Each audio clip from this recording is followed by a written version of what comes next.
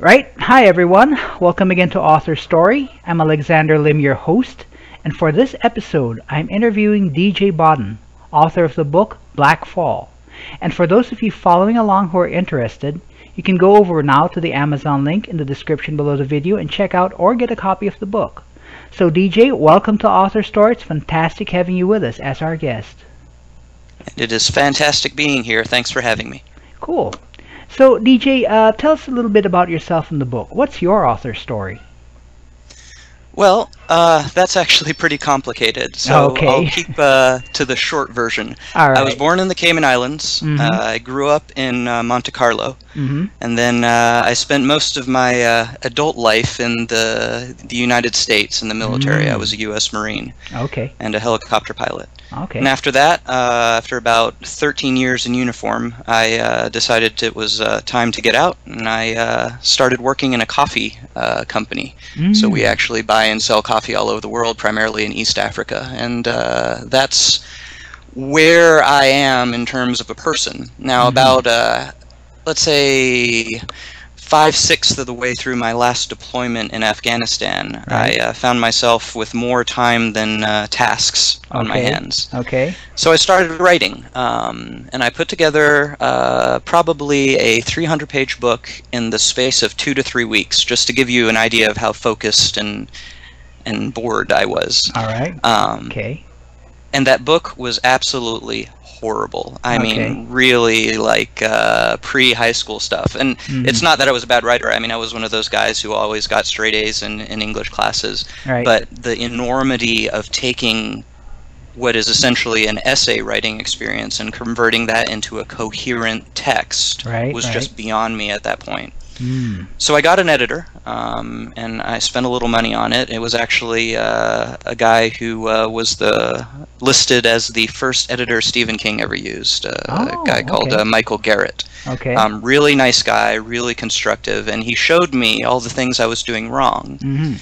And from that point on, I guess I had a choice. You can either decide that this isn't something you're up to, or you can learn to do it well. So I spent the next 2 years reading books on craft, writing short stories, submitting them, getting them rejected. And doing some work as an editor as well, where I was helping other people use the things that I'd learned by studying and try to apply them to their things.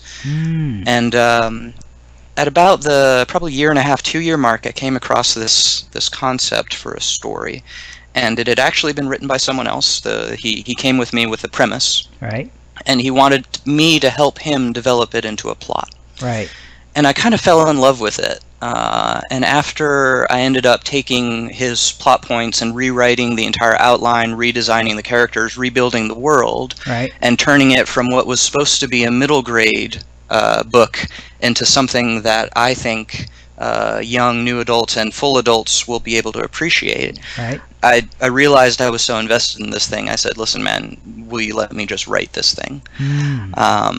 And that guy was called Joe Cleveland, and he's a really nice guy. And I think as we progressed through it, the story became more and more mine and less his. And as we finished the book, I said, I mean, at this point, we were kind of getting to the point where I had a very clear idea of where I wanted the series to go, and it wasn't always matching with how things were at the beginning. And I said, listen, let me buy you out. So I paid him for the creation of the original idea. We agreed on a price, and that was it, and it became mine. And I spent the next 6 months kind of going through the rewrite process and designing it not just as a single book anymore, but as an entire series. And that's what brought Black Fall to life. It's not the book it was initially, which was called Jonas Black and the Vampire Mob, and it really was a middle grade book. I mean, it had some kind of campy moments. It had funny zombies. It was kind of it used a lot of puns, and some of those are still present in one of the characters' names. But we've taken that and we've turned it into more of a longer psychological and historical thriller with characters whose history spawn all the way back to about 4000 BC. And that was kind of the process, and that's the story of both the book and my development as an author, was kind of going from that idea of, okay, you're the kid who the English teacher sends other kids home with their essay to show their parents what their kid could be doing. Right. And you go from that to actually having to learn the work and the kind of discipline of putting together something bigger. Right. Okay. Cool. So it seems that your path was like you just came into it. It isn't like it occurs to me that it wasn't like something you wanted to do as a child, or even as a teenager. It's like something you came into. Well, that's the thing. If you consider me to be a writer, I was not a lit major. And in fact, my first English professor when I went to the Naval Academy wanted me to choose an English major because I had an enormous amount of fun in that kind of first creative writing class. But I chose not to. I chose to go into political science and psychology because I wanted to understand people.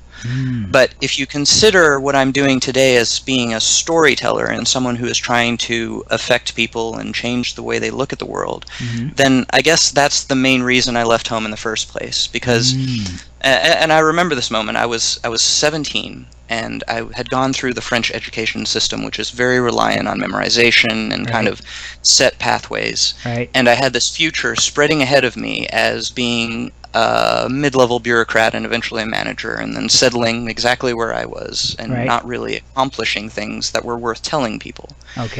And I'd seen people out there who had stories. And I don't mean the kind of stories like I went to the bar and I picked up this girl, or we had a couple laughs and then I slipped on a banana peel and rammed my head into a car, or something like that. I'm talking about stories where the whole room kind of stops and pays attention. And I wanted that. I really, really wanted that. So at 17, I walked into the kitchen and I told my mom I was enlisting in the Marine Corps. And her response was, "Over my dead body." And from there, we negotiated.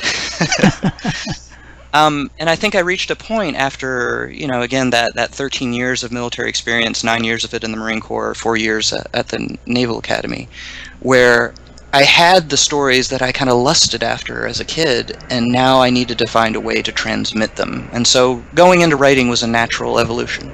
So, all right, I got that. So I'm just curious, DJ. Are you an American citizen? Because you mentioned like going to taking up school in France, and Yeah. So when I was 18 months old, I was living in Cayman Islands. My father was a scuba instructor, and he was Caymanian. And in fact, you can look up the history of the Boddens on the Cayman Islands. We were the first registered family there.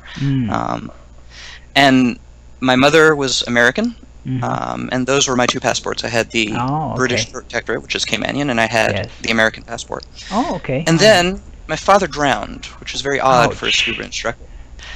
And my mother had this choice. She could either go back to where she was raised in Georgia, or she could go somewhere else. And she had these kind of strong memories of Europe from when she was a child, and her parents came back from this trip and came back, they were in their middle age, but they came back more in love than they'd ever been. So there's this whole romantic idea.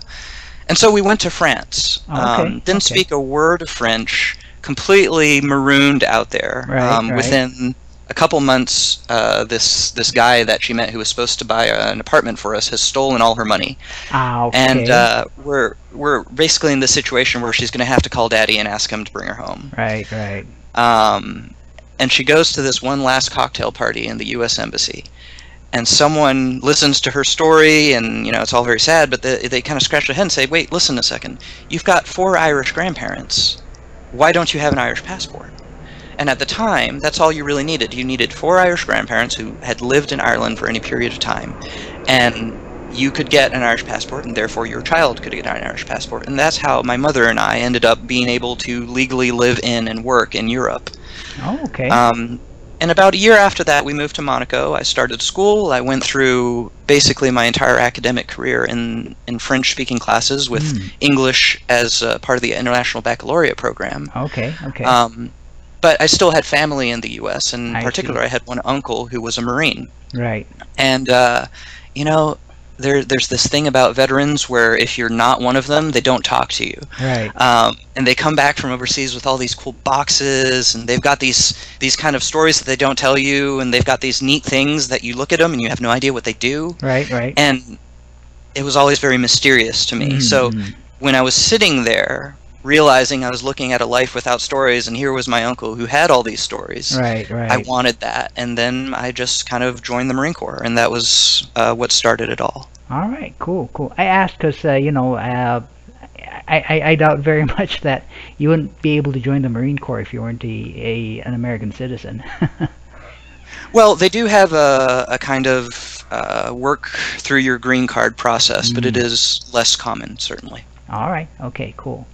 So let's get on to the book. For the benefit of our listeners, can you tell us a little bit more about it, as well as the series, without giving away too much? Sure. So Black Fall and the Black Year series in general is ultimately an origin story. Okay. It's both an origin story of a character, which is Jonas Black, who is a 16-year-old kid when the story starts. And it starts with his father's funeral. And there's a lot that goes into that, and the story with his father will be unraveled over the course of the 4 books. But ultimately, it's a story about starting with a kid who basically is going through life and being subjected to it. He's experiencing it, but he's not an active participant. To turning him into an adult who is not only affecting his own fate, but affecting the fate of everyone around him and possibly even the world. And in terms of the world, it's basically a story of the end of the world as we know it and moving into something that has a lot more instability, a lot more chaos, a lot more magic, but also a lot of individual freedom to change the way things are working around them. Right. So that's kind of the big picture story. Okay. If we're looking at something more concrete, it's a story about a kid who's grown up in Manhattan. He doesn't have a lot of life experience. He's lived a very sheltered life, and then his life as he know it ends, and he's thrust into something a lot more dangerous and supernatural. All right. And weird, where he's having to learn these new things not because someone tells him he has to go to school, but because if he doesn't, he's going to get beaten or killed. Right. And it's just kind of that growing process of stepping outside your comfort zone, of learning new things, of meeting new people, of having to influence them and get them to do what you want them to do.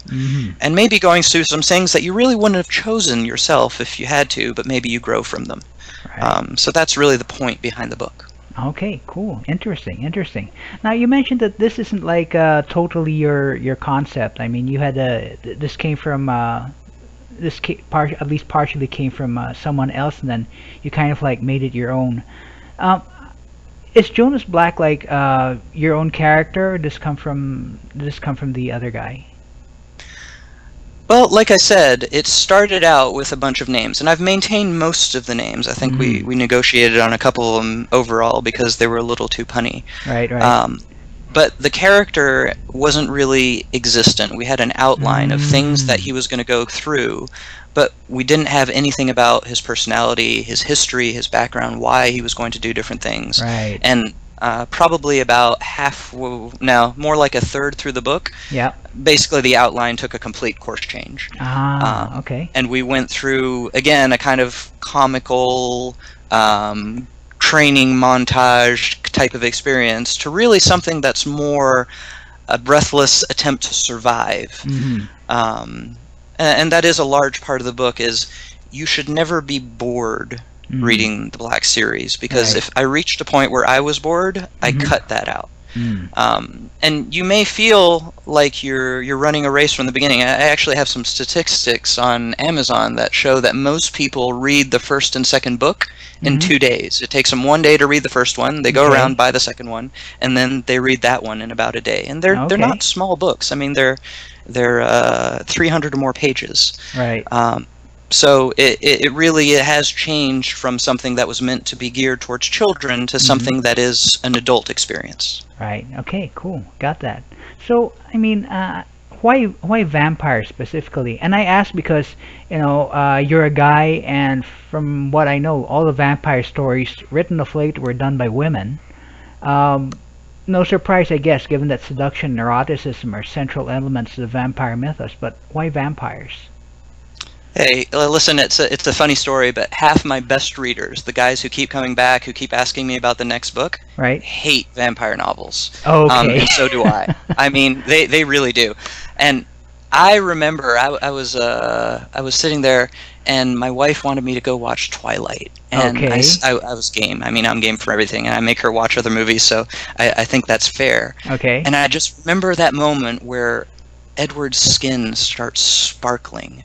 And I laughed out loud in the middle of the theater. Okay. I mean, my childhood was kind of stepped in more Bram Stoker's Dracula, and kind of the what was her name, the vampire Lestat. Anyway, the kind of serious approach to a vampire who, yes, it's a character that is born on neuroticism and seduction and obsession in a lot of ways, but it's also something that forces you to deal with the idea of, in a world where most of us are trying to buy a little more time, what would happen if we actually gave you that time? If we gave you the ability to read other people's minds? If we gave you the ability to do things and stripped away the kind of daylight, normal social interactions that people would have? And I think that vampires, not as the kind of teenage emotional passion aspect, but more as society trying to understand its outliers and what we are as truly intellectual creatures, but creatures that have hungers and desires and often will have to kill in order to survive. Right. What does that kind of monster or person look like when you apply a practical, consistent, and systematic world to them? And I'm tempted sometimes to say that the Black Year series is a magical realism novel, because it really is. It's not an idea where you have these characters who can do everything. In my book, humans are fairly fragile. Werewolves are strong, but they have limitations and they can be a little bit compulsive. Vampires have a tendency to lose their minds. So yeah, they could live 1,000 years, but they don't, because they go crazy and walk out in the sun. And we have all these aspects of what does it take to make a practical system work. And that's really where I love the idea of these creatures. So no, it's not going to be your typical vampire novel. I think at no point does anyone jump off cliffs in a fit of passion. There's no real large age differences between people who get romantically involved, because honestly that's a little creepy. But it uses the lore and the myth of the vampire and tries to take it in a new, more practical and interesting direction. Right, cool. Well, and definitely it's definitely a different direction from, all those previous vampire books out there right now. And try to do something different, because it's hard sometimes. You get lost in the noise of all these books that are essentially doing the same thing. Yeah, true. And I just like to point out, like one of the lesser known abilities of vampires is mind control and all that stuff. So I'm kind of glad to see this come out. I mean, yeah, kudos on putting that out right there. Well, thanks. And I think that's important, because ultimately what I think myths and stories are, and you'll look at our fiction as a whole, not just books, but also video games and movies and what we tell each other. And I think when we get these kind of major movements in fiction, it's really society, humanity as one organism trying to wrestle with an idea and trying to understand it. And when we deal with the idea of a creature that lives forever, a creature that is not survivable in certain environmental conditions, a creature that can read minds and maybe interact with people in a way that is powerful, maybe a little bit abusive and profiteering. I think we're really trying to wrestle with an idea of a certain subset of the population that is emerging as we go through, and we have educations that are focused on psychology, people who are learning influence, as we learn that many of the leaders that in the past would have been robber barons and captains of industry, and now we call them sociopaths. And as we try to understand how these people fit within our society, I think our stories kind of mold and follow that type of trend. So when I wrote about vampires, it wasn't because I wanted to write about pale creatures with fangs. I wanted to write about something that I think most people need to kind of understand and integrate in order to figure out how we as human beings move forward. Okay. Well, definitely, that's a different spin right there. I mean, yeah, as you mentioned, these aren't like pale creatures with fangs. There's something more. That's the best I can put. And that's what we hope. That's what I hope to do. Yeah, cool. So you mentioned that it started out as a collaboration, then it eventually became your own. Would you know at what point you realized that this thing was more yours than a collaboration? Uh, I think it was really mine from the point that I fell in love with it and I rewrote the whole outline. And I had this Okay. kind of very clear idea. Okay. But I understood that it had started from someone else, and I was trying to be Yeah. respectful Yeah. for that. Yeah. Yeah.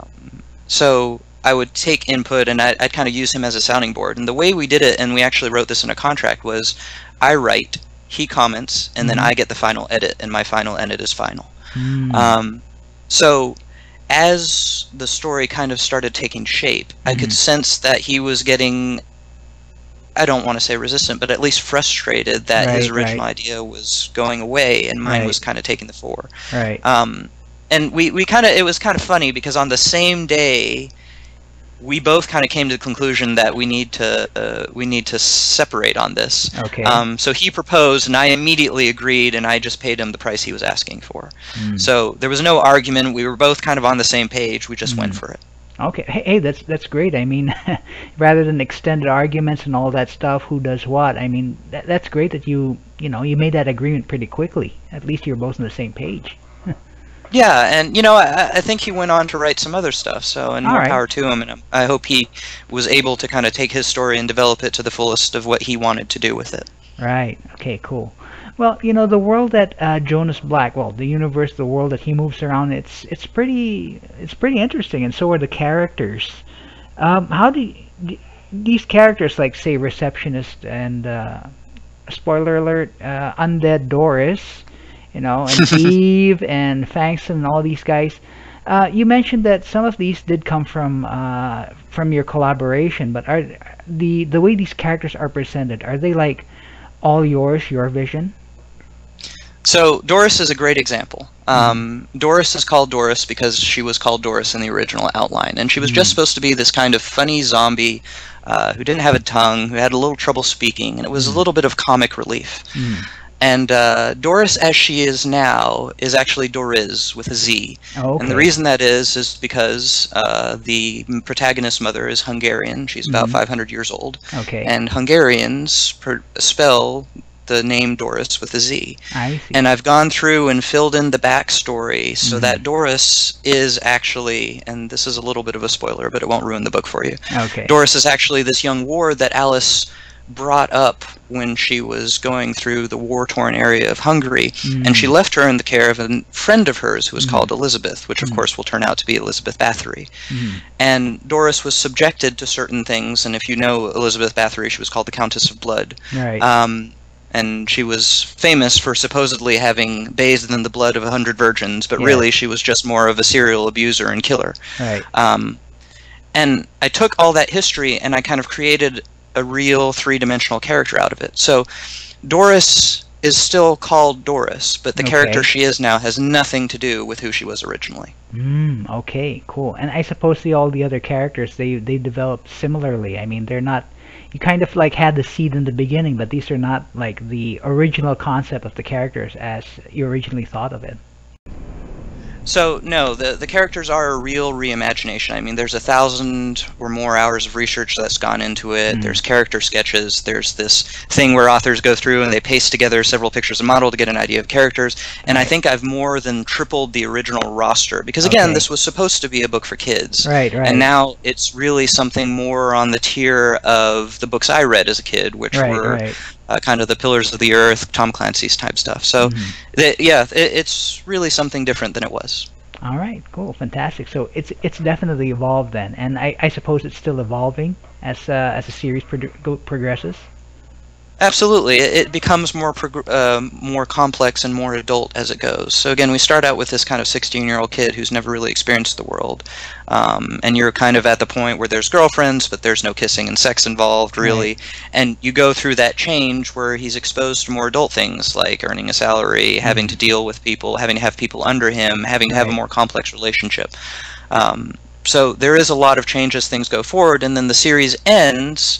And again, this isn't a spoiler in so much as an indication, Mhm. with a look when he's about 66 or 67. Right. And the world has changed drastically from what it was, and his responsibilities are enormous compared to where he started. So there really is a solid evolution in the characters and in the world they live in. Wow, nice, cool. And one thing I should also mention, and I should really hand it to you, there's a flair. You have a flair for visual imagery, visual description that's really pretty amazing as far as I'm concerned. Was this like your style really from the start, or did you just like develop it as you wrote the book?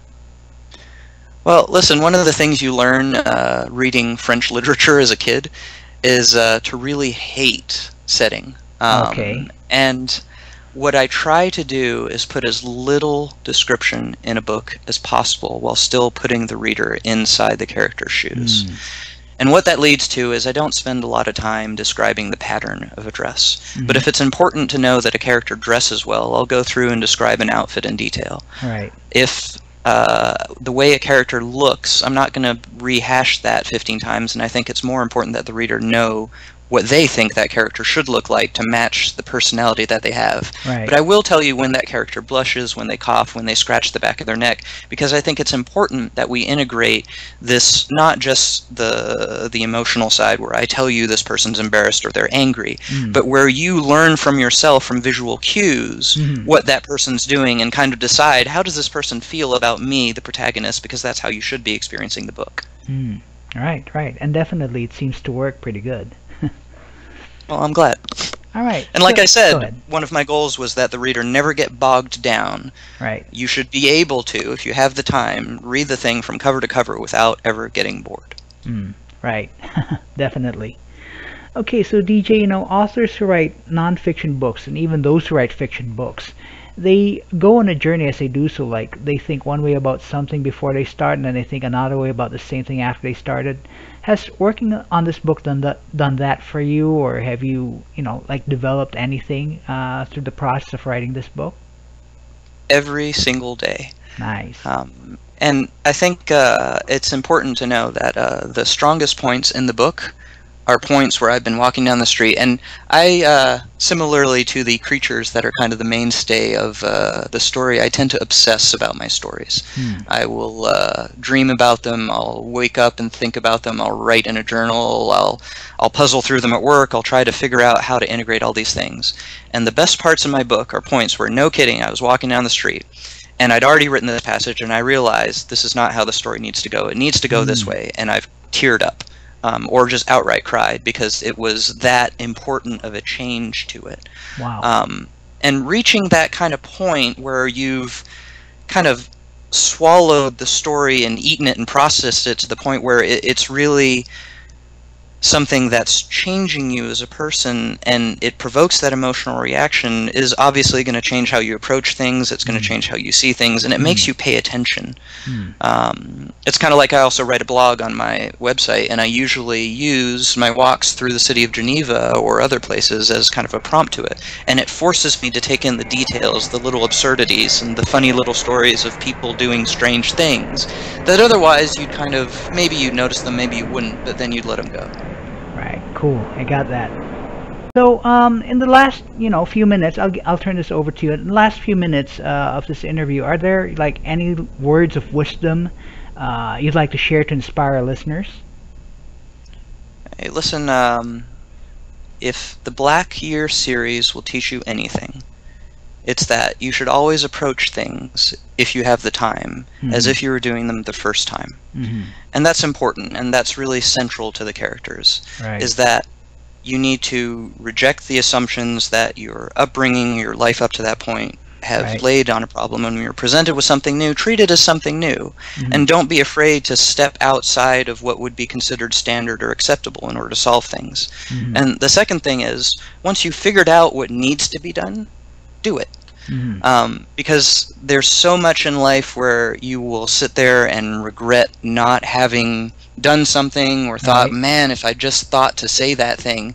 And it's funny, we were talking about how writing a book changes you. Let me tell you, I am a holy terror after about a week's vacation of just writing dialogue. I mean, my comebacks have never been snappier. Okay. I'm probably very annoying at that point.